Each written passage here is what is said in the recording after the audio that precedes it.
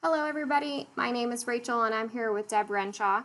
We're two advisors in the College of Engineering and Applied Science, and we specifically advise for chemical engineering and chemical and biological engineering. As we were waiting on the webinar to begin, we were talking with a lot of you through the chat box. If you haven't found the chat box, be sure to pull that up and let us know where you're connecting to us from today. It looks like we have a lot of students from all over, from within the United States and abroad, listening to us here today, so thank you all so much for joining. Before we get started, I also want to point out the Q&A box. Make sure you find that and feel free to test it out and send a little hi to us, but that specific window is where you can type in questions, and Deb Renshaw will be answering those questions there as I walk through the webinar today. So let's get started. Today we're going to be answering a number of these questions. We're going to cover who your academic advisor is, how to make an appointment with us, why to meet with us, what you should be worrying about as an incoming student and what you should be focusing on next, what to register for, and how you can get help as a new student during your first year. We're going to cover all of these questions and more, and again, if you have specific questions, feel free to write those in the Q&A box and we'll answer those there. I also recommend that you take screenshots or notes during this session. We're going to post this webinar online for others to view, but in case you don't want to go back and see it, or you just want to be that really great first incoming student with all of the right information, I do recommend that you take notes or screenshots during today's webinar. So let's start with the first question that we're going to answer today, which was, who are the advisors and the key faculty in the department? I want to point out the key faculty first. Dr. Charles Musgrave is the department chair, and Dr. Wendy Young is the associate chair. They're both really great supportive people for you to get to know. You're actually going to meet them in August when you come to CU Boulder for engineering launch, but they're really excellent people for you to meet and get to know, and they're here to support you. The person talking right now is me, Rachel, and I see students with last names that start with N through Z. And we also have Dr. Deb Renshaw, who sees students with last names that start with A through M. We're located on East Campus in the Jenny Smoley Carruthers Biotech building. I do recommend that you check out that link in the corner for where to find us, because we're not on main campus, but you can meet with us however many times you feel like you need. We're here for you to not just walk through your classes and learn the department curriculum, but we're here to help you with your entire transition to college. We're here to help with any struggles you may have, and we're really great resources to help connect you with opportunities across campus. So how can you meet with us and make an appointment? How many of you have already been onto the hub? Some of you may be really familiar with MyCU Info, but how many of you are familiar with MyCU Hub? Wow, a good amount. Okay, perfect. So if you haven't logged in yet and you forget how to use it, there's always this helpful guide here that you can click and know more about. But what you'll pretty much do is log in as a current student. Then you'll see this, which is called your dashboard. It has a lot of information on this screen, but when you see it, it would make most sense because your name will be up here, your classes, your GPA, your information. The window that we really need for today is this number 2 window, which on the next screen is just blown up right here. And what you'll do is select meet with a member of my success team, and you'll be meeting with an academic advisor through that button. You hit next, you schedule an appointment, and you see these calendars. Now this screenshot is a little overwhelming. It's actually showing more than one calendar. It's showing Ralphie Advisor here in black, then it's showing Laura Bonnie here in red, and then walk-ins in blue for both Laura and Ralphie. So there's a lot going on. When you log in, you'll probably only see one advisor, one calendar, and you can see the open appointments and closed appointments. So you just clicked on an open appointment and you'll get this little dialog box. You'll go ahead and write in what you want to talk about that day, and then you can book an appointment. So it's pretty easy. If you guys are not here in Boulder right now and you want to talk to us, I saw some people from Tucson and Albuquerque out there. So if you're not here, you can definitely write in that box that you can do a phone call appointment with us. Just a little pro tip, make sure you write your cell phone in there, otherwise we don't know it. But we're happy to do a phone call appointment with you, or a Zoom appointment, whatever you need. If you are in the area and you do want to meet with us in person over the summer before school starts, feel free to make an appointment. I have some right now on my CU Hub, and I have open appointments, for example, so you can come on in and see me whenever you want. All right, let's talk about your new student checklist. So these are some of the things that we should have done already or we're about to do. How many of you have taken the math readiness exam? It's an online exam that tests your math preparedness. Good. Okay. A lot of you. Perfect. If you haven't taken it yet, go ahead and give it a shout out in the Q&A box to Deb. She's going to tell you what you should do if you haven't taken it yet. How many of you completed the online experience in MyCU Info? Awesome. Awesome. A lot of you have done it. Oh, halfway. Halfway. We got to make sure we finish that online experience and make it go more than halfway. Finish it all the way to the end. That's also where you can get your enrollment window. Go ahead and write in the chat box for me what month your enrollment window is.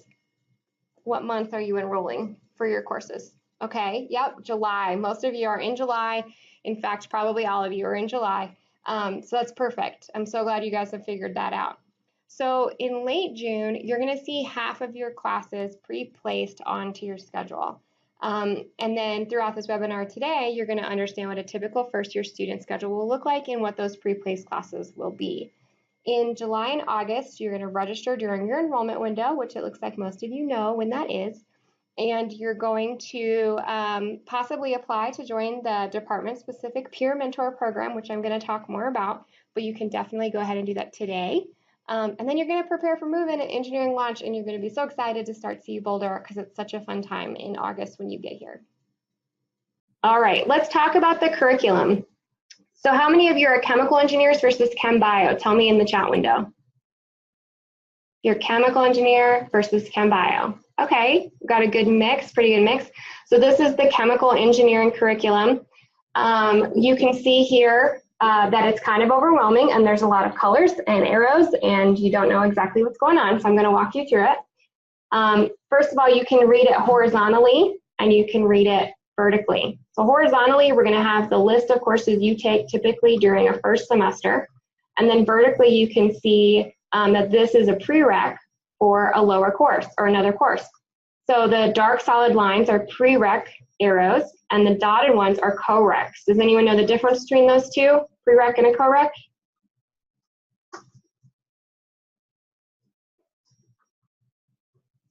All right, a prereq is taken before the course, so you would take Calc 1 before Calc 2, and a co-req is taken either before or during. So you can take Calc 1 before physics or during physics. So you're going to see the first year, fall 1 here horizontally, then it goes to spring 1 horizontally, fall 2 of second year, spring of second year, junior year, senior year, all the way down to the bottom. So you can read it across and vertically. The other thing to note is that you will want to pay attention to the legend at the bottom, and most importantly, these little carrots that are scattered throughout the boxes.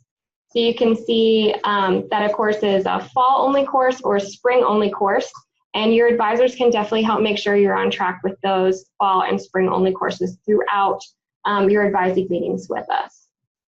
So the chemical and biological engineering curriculum actually looks pretty similar. Some of you may not even see a difference yet, but most of the differences appear around your junior year, and there are just a few key classes that are slightly different that you would take as a chemical and biological engineering student. Can you switch between these two majors? Yes, you can.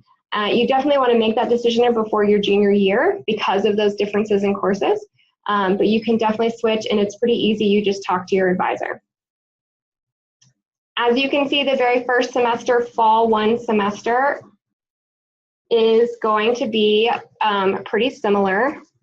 I just want to ask the group, can you write to the chat window if you can still see the PowerPoint screen? Something just flickered on my end and I want to make sure. Okay, great, awesome, perfect, thanks guys.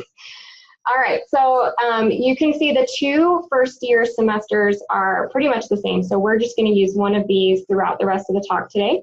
And as you remember, what I talked to you about in your new student checklist is that in June, you're going to be pre-placed into some of these classes. And these are the classes you're going to be pre-placed into.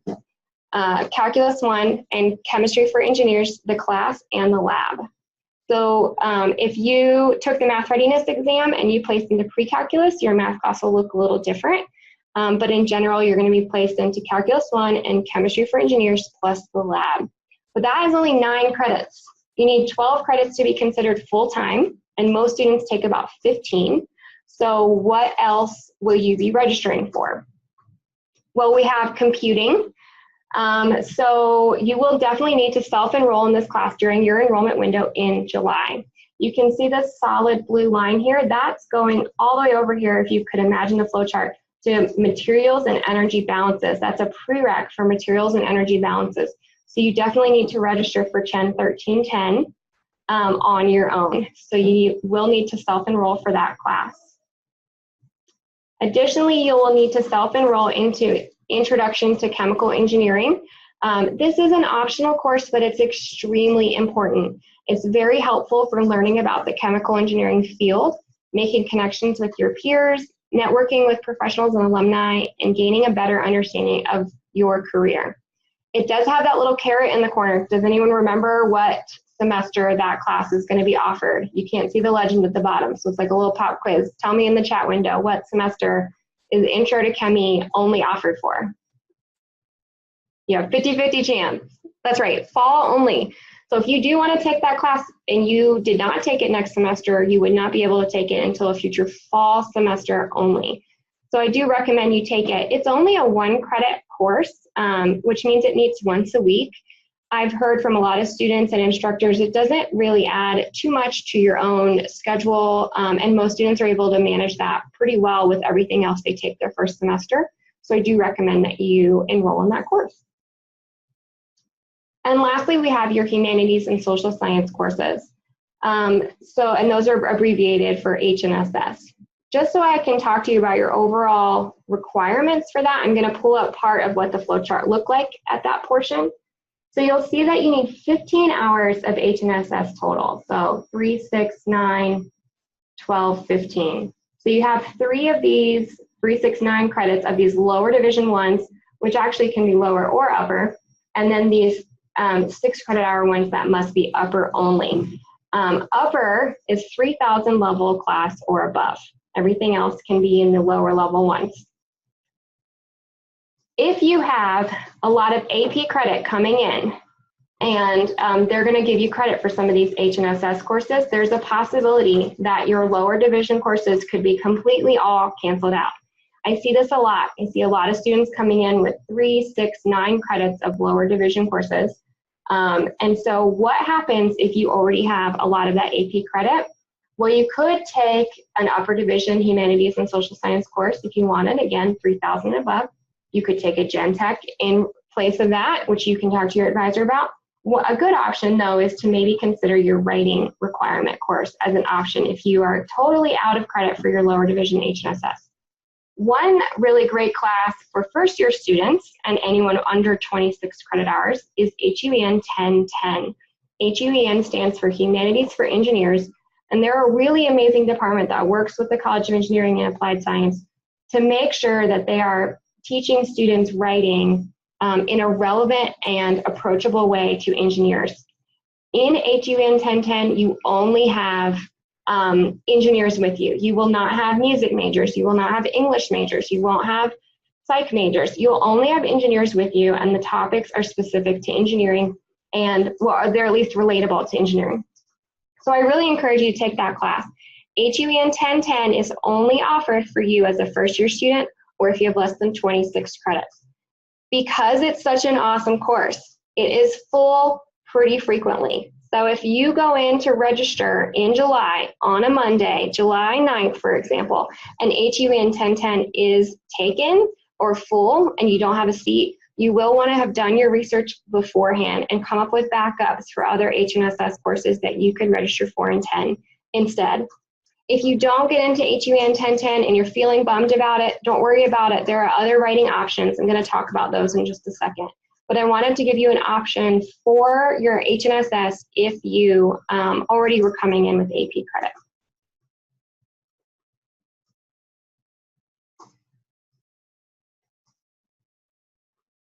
All right, we already talked about the classes you're going to self-enroll in, but what about the 2 classes you're pre-enrolled in? You guys might have questions about them.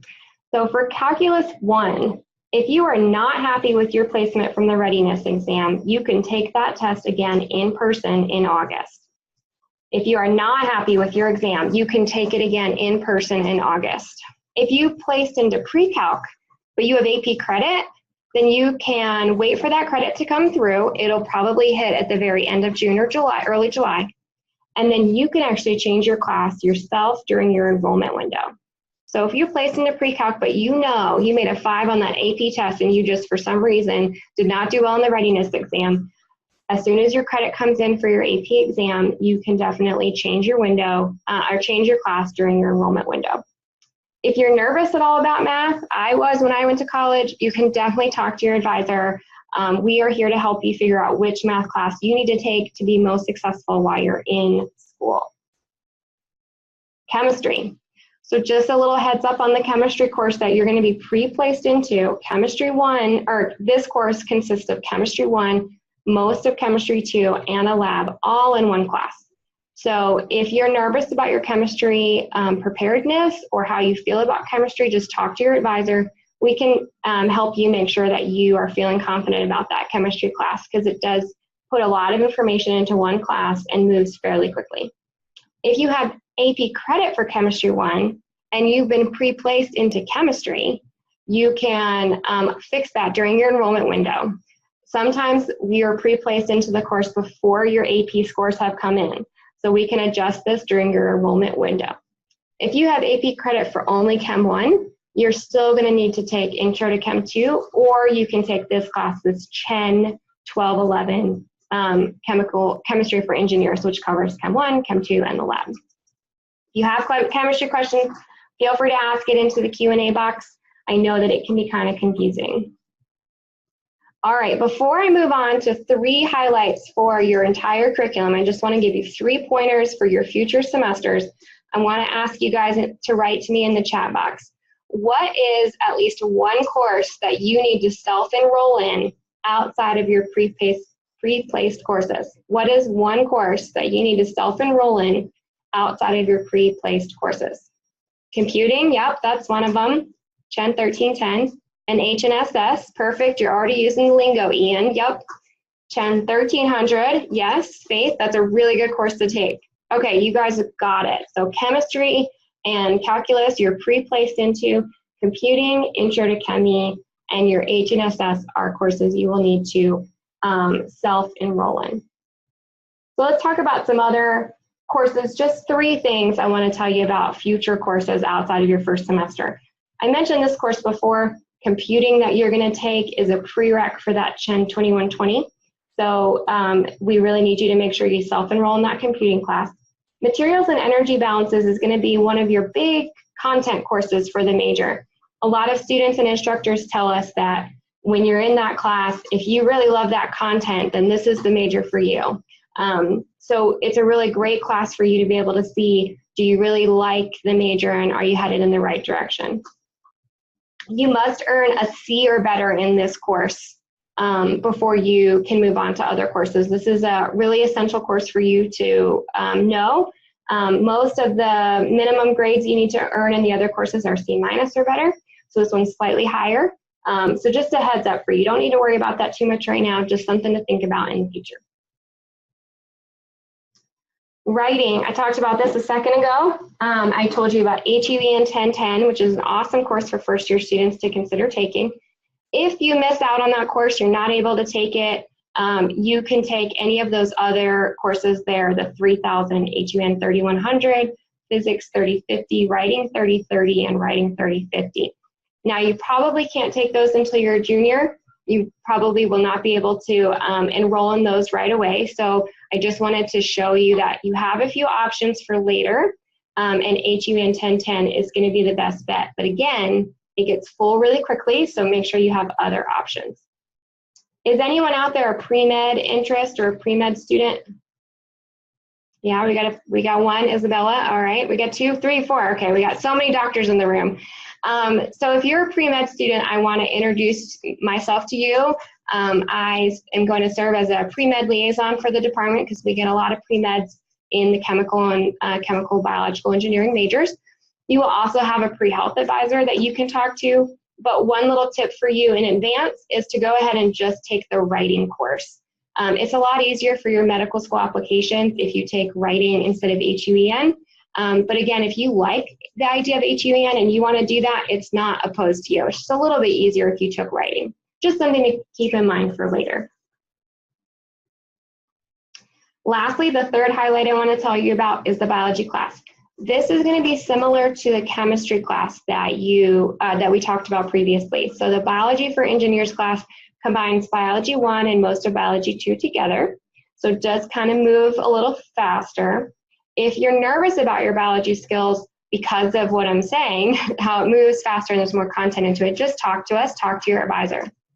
Does anyone remember what category a semester that biology class is offered? 10, 28, 10, is it fall or spring?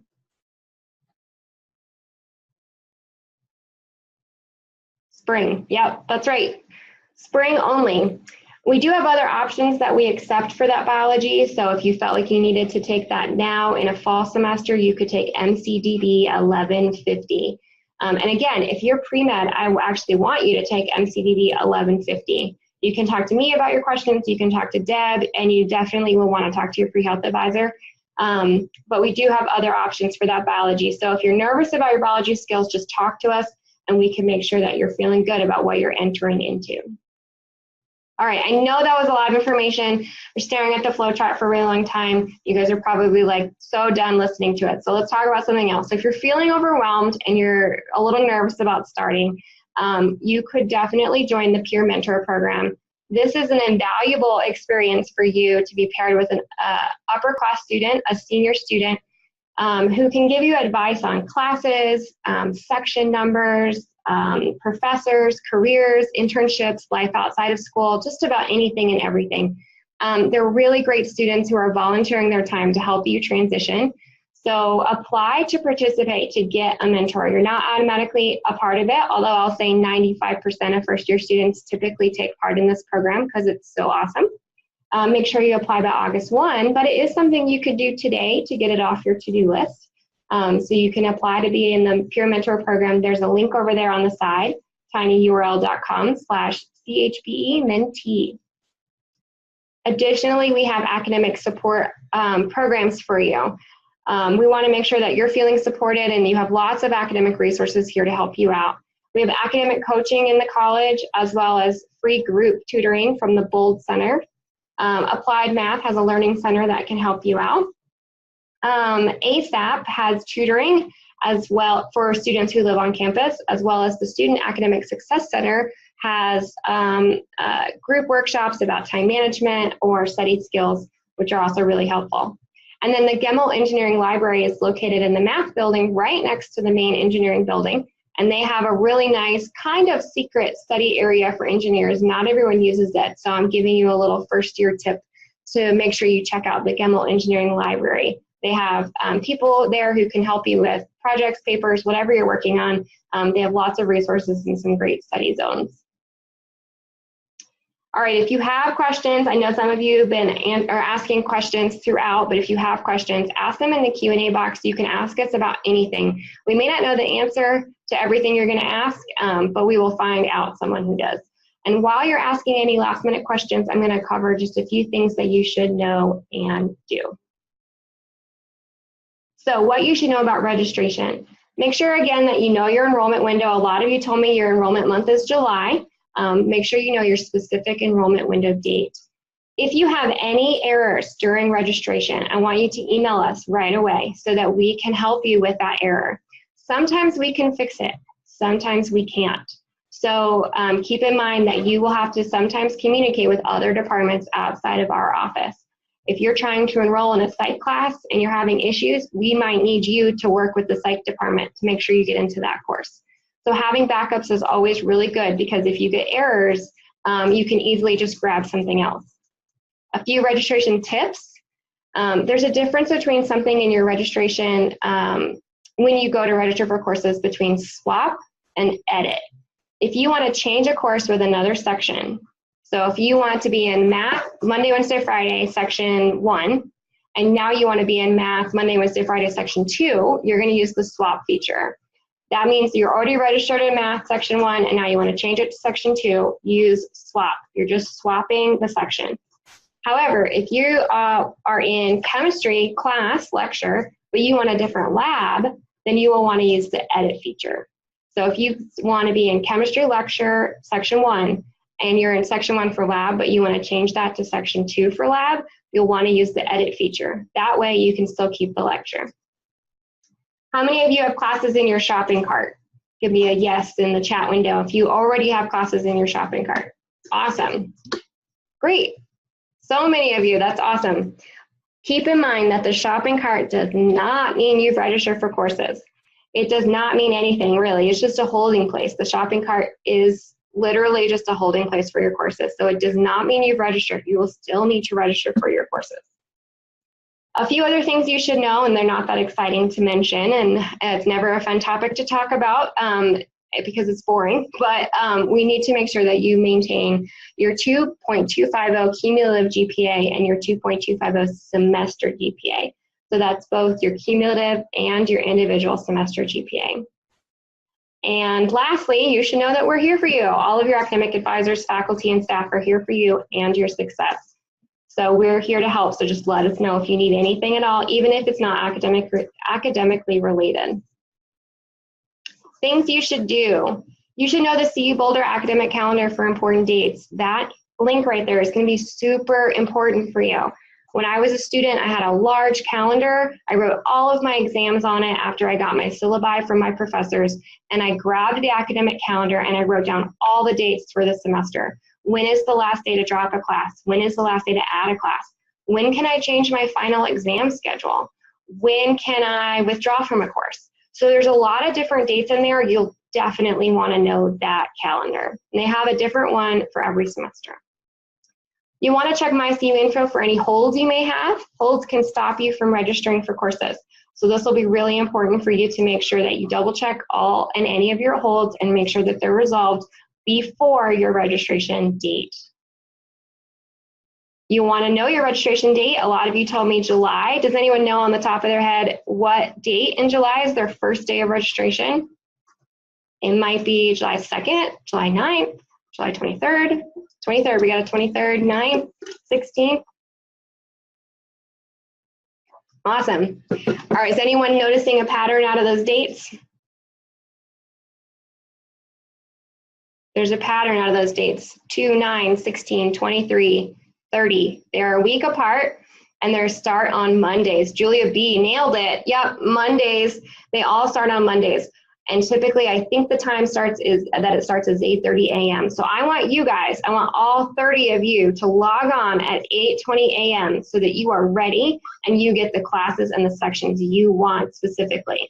If you wait, you have, I think, between Monday and Thursday of that week to register. If you wait, you might not get the sections you want. So it's important for you to log on at 8:20 a.m. and get started. Other things you should do is run your own degree audit. This will help you see where your classes are lining up on your program. If you need help reading your degree audit, your advisor is going to go over that with you during your first appointment with them. But it's something that you could practice now and make sure that your AP credit and your transfer credit are all working out right. And then you also want to make sure AP scores and transcripts for anyone who took transferring credit are being sent to CU Boulder. That's going to be really helpful for making sure you're placed into the right courses. Sign up to get a mentor, of course. I'm going to do another shout out for the program. It's really awesome. So make sure that you sign up to get a mentor. If you're my advisee, I saw some of those with last names S through Z. If you're my advisee, go ahead and send me an email. Send it to me right now. Pull up another window, send me an email and say, hey, this is Ryan Sabin. I'm one of your advisees, and I would love to have access to your Google Sheet. What I will do is if you're in this webinar today and you send me an email, I'm going to give you early access to our shared Google Sheet, which is a program guide for everything that you and I are going to need to make sure that you cover during your curriculum and meet for your graduation degree. I think one or two of you have already met with me. I saw Scott in there somewhere. So some of you already have access to this Google Sheet, and it's super helpful, and it's just a great way for us to communicate and stay up to date on your courses. And the last thing you should do is have a good summer. I can't guarantee all of you are going to follow that one, but I really hope you do. I hope you have a great summer before you start CU Boulder and you're excited to come to campus in August. So feel free to ask more questions. If you guys have any questions from either one of us, there's our contact info. 30 minutes to almost to a T for our webinar today. Thank you guys so much for participating. We're going to hang out for a little while longer on mute, so we won't be talking, but we'll be hanging around. If you have any questions, feel free to ask him in the Q&A box or in the chat window, either one. And we're excited to meet you guys. So thank you so much for coming.